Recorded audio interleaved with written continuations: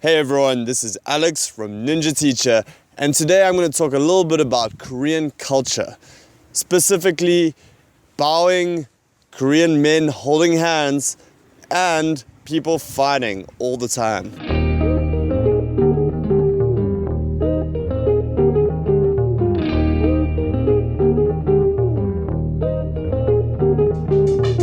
Okay, so let's start off with bowing. Now, people in Korea bow to each other. It's something that happens. And you may have heard of this or seen stuff like this happening in Asia, and you kind of wonder what it's all about. Why do people bow? And, well, there's a couple of reasons. The first is that it's a sign of respect. So when you greet people that are your age or older than you, you're going to go ahead and bow because you're just showing respect to them. Another thing is it's just a way of saying hello. So like we might wave to someone, Koreans just bow to each other. So, you know, you say hello to someone and you're just like, 안녕하세요, say hello. And it's just a very common thing to do. But you generally don't bow to people that are younger than you because in Korea there are kind of different hierarchies with age, and it's the older people that you want to respect more by bowing to. And it's pretty cool. I'm used to it already. I bow all the time now. It's just like totally natural to me now after being here for almost a year. And, you know, it's not a big deal once you get used to doing it. It's pretty normal, actually. I went to Italy recently and flew out there for my brother's wedding. I was just there for a few days. And I was meeting everyone and I was just like shaking their hands and bowing, which is kind of a common thing to do in Korea, but not so common, you know, with your friends and family back home. So that was kind of funny. Overall, I think it's a really cool thing. Just bowing as a sign of respect, as a way of saying hello. It's pretty cool. You know, my students bow to me in the passageways when I'm walking through the school. And I don't get a kick out of it or anything like that, but it's just a nice way of saying hello, and I'm really used to it. And you know, you'll get used to it if you come over to Korea. Okay, so the next thing is a little bit harder to get used to, and that's Korean men holding hands. And especially if you're the one that a Korean man is trying to hold hands with, and you're not used to it, this can be kind of weird. So why do Korean men often hold hands? Well, it's a sign of friendship.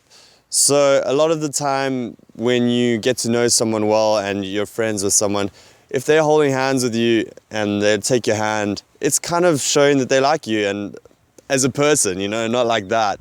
But it's just a way of having a bond. It's like a male bonding thing in a way, you know, and there's a lot of like touchiness between men and it's just very normal, so it's not a big deal.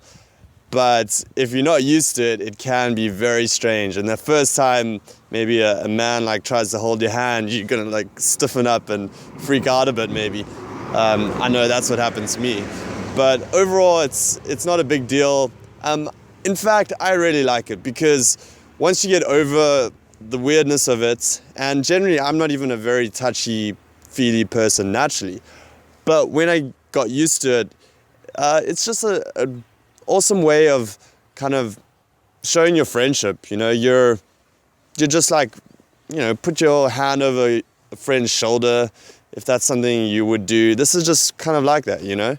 And I really think that the meaning behind it and the feeling behind it is just one of being very open to other people and maintaining a great friendship. So I think it's a cool thing. I like it, and you know, you may be put off by it at first, or you might even think it's cool right from the get-go. But overall, I think it's something that's really interesting, and I think a lot of people in the West can learn from this because, you know, what's the big deal? It's just, you're a guy, but it doesn't mean you can't, like, hold hands with another guy.